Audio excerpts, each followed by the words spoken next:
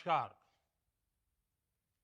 हम सभी ने बीते दिनों में देश का सामर्थ्य और उसका संयम दोनों देखा है। मैं सबसे पहले भारत की पराक्रमी सेनाओं को, सशस्त्र बलों को, हमारी खुफिया एजेंसियों को, हमारे वैज्ञानिकों को, हर भारतवासी की तरफ से सैल्यूट करता हूं। हमारे वीर सैनिकों ने ऑपरेशन सिंदूर के लक्ष्यों की प्राप्ति के लिए असीम शौर्य का प्रदर्शन किया। मैं उनकी वीरता को, उनके साहस को, उनके पराक्रम को आज समर्पित करता हूं हमारे देश की हर माता को, देश की हर बहन को और देश की हर बेटी को ये पराक्रम समर्पित करता हूं। साथियों, 22 अप्रैल को पहलगाम में आतंकवादियों ने जो बर्बरता दिखाई थी, उसने देश और दुनिया को झकझोर दिया था। छुट्टियां मना रहे निर्दोष मासूम नागरिकों को धर्म पूछकर उनके परिवार के सामने, उनके बच्चों के सामने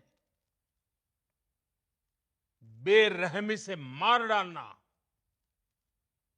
यह आतंक का बहुत विभत्स चेहरा था, क्रूरता थी। ये देश के सद्भाव को तोड़ने की घिनौनी कोशिश भी थी। मेरे लिए व्यक्तिगत रूप से ये पीड़ा बहुत बड़ी थी। इस आतंकी हमले के बाद सारा राष्ट्र, हर नागरिक, हर समाज, हर वर्ग, हर राजनीतिक दल एक स्वर में आतंक के खिलाफ कड़ी कार्रवाई के लिए उठ खड़ा हुआ।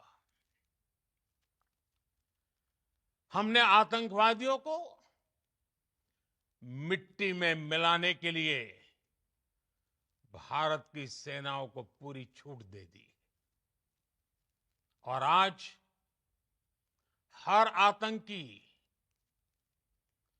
आतंक का हर संगठन जान चुका है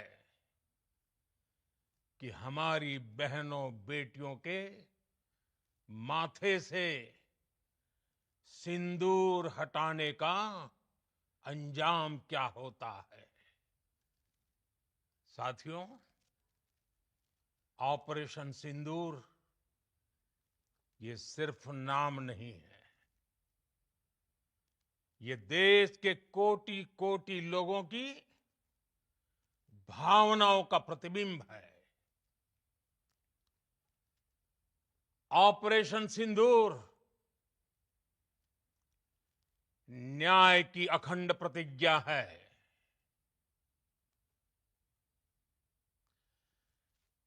6 मई की देर रात, 7 मई की सुबह पूरी दुनिया ने इस प्रतिज्ञा को परिणाम में बदलते देखा है। भारत की सेनाओं ने पाकिस्तान में आतंक के ठिकानों पर, उनके ट्रेनिंग सेंटर्स पर सटीक प्रहार किया। आतंकियों ने सपने में भी नहीं सोचा था कि भारत इतना बड़ा फैसला ले सकता है। लेकिन जब देश एकजुट होता है, नेशन फर्स्ट की भावना से भरा होता है, राष्ट्र सर्वोपरि होता है, तो फौलादी फैसले लिए जाते हैं, परिणाम लाकर दिखाए जाते हैं। जब पाकिस्तान में आतंक के अड्डों पर भारत की मिसाइलों ने हमला बोला, भारत के ड्रोन्स ने हमला बोला, तो आतंकी संगठनों की इमारतें नहीं, बल्कि उनका हौसला भी थर्रा गया। बहावलपुर और मुरिद के जैसे आतंकी ठिकाने एक प्रकार से ग्लोबल टेररिज्म की यूनिवर्सिटीज रही है। दुनिया में कहीं पर भी जो बड़े आतंकी हमले हुए हैं, चाहे 9/11 हो, चाहे लंदन ट्यूब बॉम्बिंग हो, या भारत में दशकों से जो बड़े बड़े आतंकी हमले हुए हैं, उन सब के तार कहीं ना कहीं आतंक के इन्हीं ठिकानों से जुड़ते रहे हैं। आतंकियों ने हमारी बहनों का सिंदूर उजाड़ा था, इसलिए भारत ने आतंक के ये हेडक्वार्टर्स उजाड़ दिए। भारत के इन हमलों में 100 से अधिक खूंखार आतंकवादियों को मौत के घाट उतारा गया है। आतंक के बहुत सारे आका बीते 2.5-3 दशकों से खुलेआम पाकिस्तान में घूम रहे थे, जो भारत के खिलाफ साजिशें करते थे। उन्हें भारत ने एक झटके में खत्म कर दिया। साथियों, भारत की इस कार्रवाई से पाकिस्तान घोर निराशा में गिर गया था, हताशा में गिर गया था, बौखला गया था। और इसी बौखलाहट में उसने एक और दुस्साहस किया। आतंक पर भारत की कार्रवाई का साथ देने के बजाय पाकिस्तान ने भारत पर ही हमला करना शुरू कर दिया। पाकिस्तान ने हमारे स्कूलों, कॉलेजों को, गुरुद्वारों को, मंदिरों को, सामान्य नागरिकों के घरों को निशाना बनाया। पाकिस्तान ने हमारे सैन्य ठिकानों को निशाना बनाया। लेकिन इसमें भी पाकिस्तान खुद बेनकाब हो गया।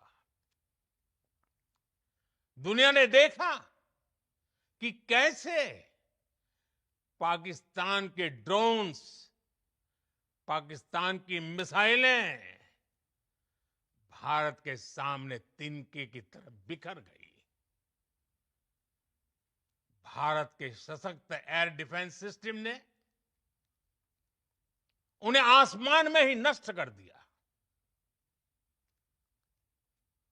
पाकिस्तान की तैयारी सीमा पर वार की थी, लेकिन भारत ने पाकिस्तान के सीने पर वार कर दिया।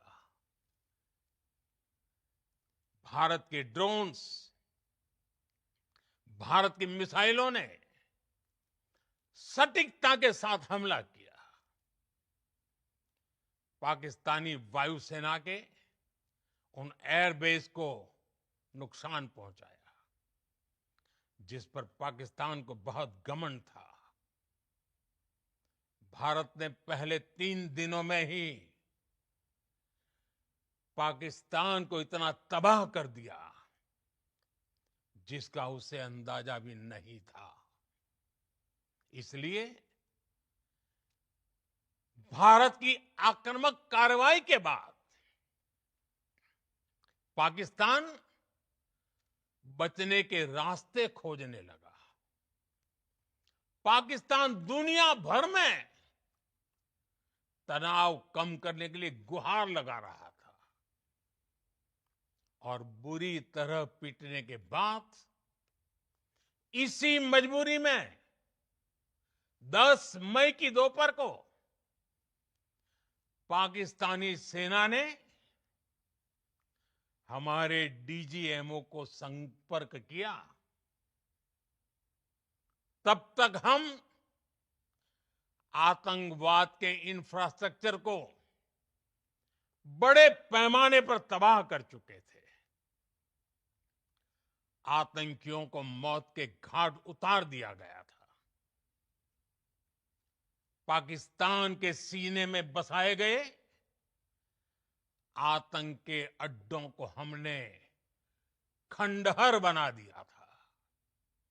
इसलिए जब पाकिस्तान की तरफ से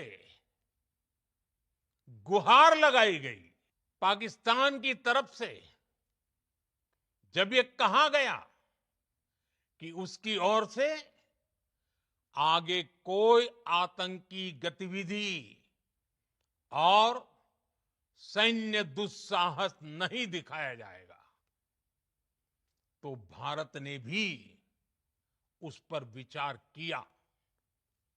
और मैं फिर दोहरा रहा हूं, हमने पाकिस्तान के आतंकी और सैन्य ठिकानों पर अपनी जवाबी कार्रवाई को अभी सिर्फ स्थगित किया है।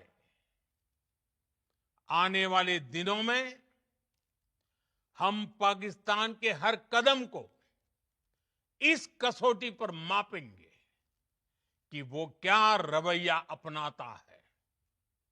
साथियों, भारत की तीनों सेनाएं, हमारी एयरफोर्स, हमारी आर्मी और हमारी नेवी, हमारी border security force BSF, Bharat के अर्धसैनिक बल लगातार अलर्ट पर है। सर्जिकल स्ट्राइक और एयर स्ट्राइक के बाद अब ऑपरेशन सिंदूर आतंक के खिलाफ भारत की नीति है। ऑपरेशन सिंदूर ने आतंक के खिलाफ लड़ाई में एक नई लकीर खींच दी है। एक नया पैमाना, न्यू नॉर्मल तय कर दिया है। पहला, भारत पर आतंकी हमला हुआ तो मुंह तोड़ जवाब दिया जाएगा। हम अपने तरीके से, अपनी शर्तों पर जवाब देकर रहेंगे।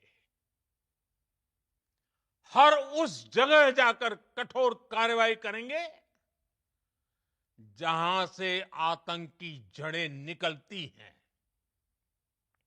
दूसरा, कोई भी न्यूक्लियर ब्लैकमेल भारत नहीं सहेगा। न्यूक्लियर ब्लैकमेल की आड़ में पनप रहे आतंकी ठिकानों पर भारत सटीक और निर्णायक प्रहार करेगा। तीसरा,